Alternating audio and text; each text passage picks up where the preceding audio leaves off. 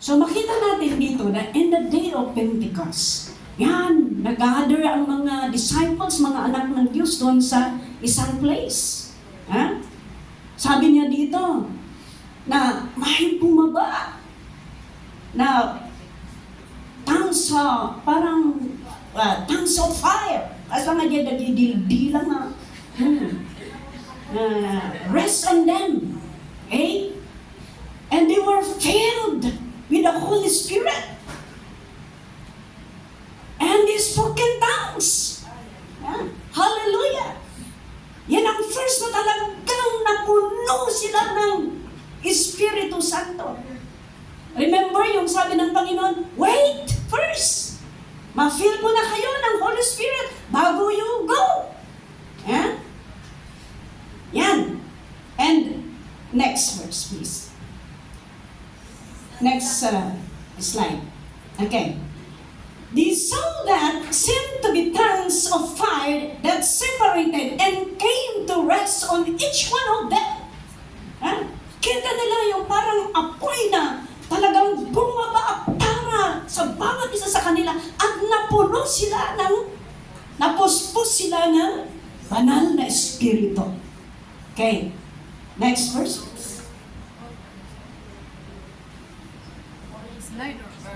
Okay. Okay. All of them were filled with the Holy Spirit and began to speak in other tongues as the Spirit enabled them. Next, please. Next slide. Okay. Okay. And ito, they devoted themselves to the apostles' teaching and to the fellowship and to the breaking of bread and to prayer. Kaya tayo, kailangan para hindi tayo maligaw, kailangan na i-devote natin ang buhay natin sa, sabi dito, apostles' teaching. Especially this time na ang daming mga teaching sa YouTube, sa Facebook, kung saan-saan. Ang akala mo okay sa simula, pero kung nandoon ka na sa last, iba na pala. Daming deceiving teaching ngayon. Kaya mag-ingat tayo. Next verse. Consequently, ano yan? Bakit okay, tingnan natin. Okay, verse 19. Yung verse 19 to 20. Okay.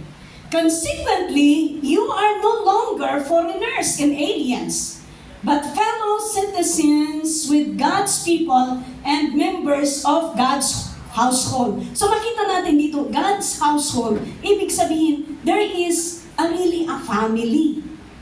And we praise the Lord because God put us here as one family. And we need to devote ourselves to apostles' teaching dahil mayroon at mayroon talagang tinawag ng Panginoon na leader natin. Amen? Apostle natin. At ang natatawag na apostle is ito.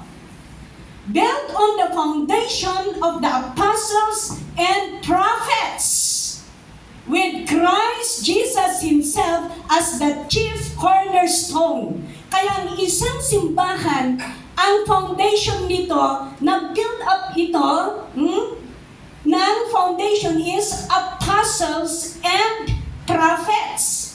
Kaya kung natawag kang teacher, hindi ka talaga pwedeng magiging senior or senyora. Kung ikaw ay pastor, hindi ka pwedeng mag-lead ng isang family or congregation. Amen? Para mag-guide tayo. Dito yan, tingnan ninyo. Ito, apostle, okay, prophet, evangelist, pastor, and teacher. Ito ang foundation.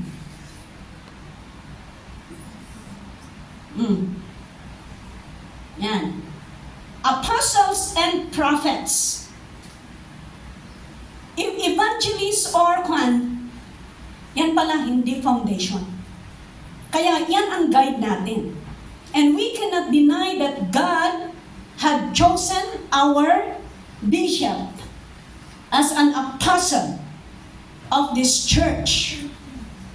Kung minsan minamaliitan, ang mga tao parang, sabi nila, parang ina-idol ninyo, parang permitting pa ng Diyos yung lakas dyan. Yeah? Di ba kung minsan ganun ang naano natin? Tapos sinasabi natin, anyway, bakit wala yung ano ni Bishop, yung profile niya? Yeah? Bakit wala? Anyway, our Bishop, 20 years businessman. Yan, anatatay yung hanganay kwan. Oh. And the Lord, inalis lahat ng Panginoon ang kanyang business para makita niya at ma-acknowledge niya ang calling talagang tinatawag ng Panginoon. Yeah? And he was conferred a Master of Theology. Yeah? Summa cum laude. Yeah? Ano yung eskwelahan? Iowa, USA. Salamat lang si West Des Moines. Sana West Des Moines. Hindi ganun ang pagbasa doon.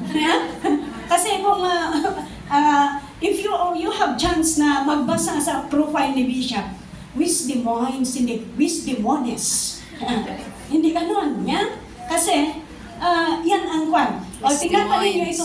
I hope na mabago ang pananaw ninyo sa bishop natin. Okay. Ang bishop natin, naranasan na niya din ng, nagbilang ng maraming pera. Yeah? Pero inalis ng Panginoon para makita niya talaga ang calling ng Panginoon sa kanya. And we thank the Lord because He responded. Bakit sabi ninyo, Master of Theology si Bishop? Hindi naman siya nag-aral. Tapos sabi ninyo, hindi nag-aral. Iyan nga eh. Master of Theology, summa cum laude. Ano ba dyan na isa? Cum laude. Yeah? Alam niyo noon, ganito yan. Bakit nagkaroon siya ng certificate na ganon? Noon, yung FOL, siya ang nagtatype yan. Tinatype niya, tapos dinidistribute yan. Nakita naman itong mga ibang ministers. Nakita nila. And the Philippines, may time niya na sinusurvey nila ang mga churches. Kung ilan. Doon nila nakita ang teaching ni Bishop at kung paano kumilos ang Panginoon sa buhay ng Bishop natin na lumawak ang trabaho ng Panginoon. Sabi nga nila, bakit kayo mga free believers, para kayong mushrooms? Sabi nila. Kung saan lugar kayo umuusbong. Siguro kung may tao pa sa moon, baka mayroon pa kayo doon. Sabi nila. Yes. You know, our bishop, hindi nga nag-aral yan. Pero, ito ang isipin ninyo. Hindi basta-basta ang eskwelahan na nagbigay sa kanya ng certificate ng Master of Theology, cum laude. Kung ang eskwelahan na yan, nakita nila ang paggamit ng Panginoon sa bishop natin, hindi naman basta-basta ang eskwelahan na yun na nagbigay ng certificate eh. Tayo pa kaya na nagsasabing, ayon na nag-eskwela yung data bishop.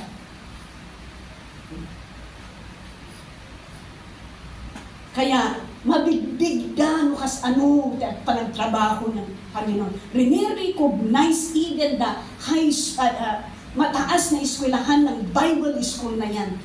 Ina-acknowledge nila ang trabaho ng Panginoon that God had given to our bishop. Amen? Amen. Hanggang nag-eskwela, nagdinig ka na. Natayuhan tayo nga mabigbig. Samantala nga nagadakkel na eskwelahan binigbigan. Di ba? Ang taas-taas na eskwelahan, di recognize. Jay tao lang, jay war, handa ka bigbigan. Ang oray na kahit ganun, tahimik pa rin si Bishop. We thank the Lord because we have a bishop that is so humble. Amen? Kaya hindi po basta-basta itong pastor natin na tinawag ng Panginoon. Next, please. Okay. In the Old Testament, we know that Moses, called by God, maraming mga Israelites, maraming mga leaders, but God is the one who called Moses to went up to Mount Sinai. Yeah?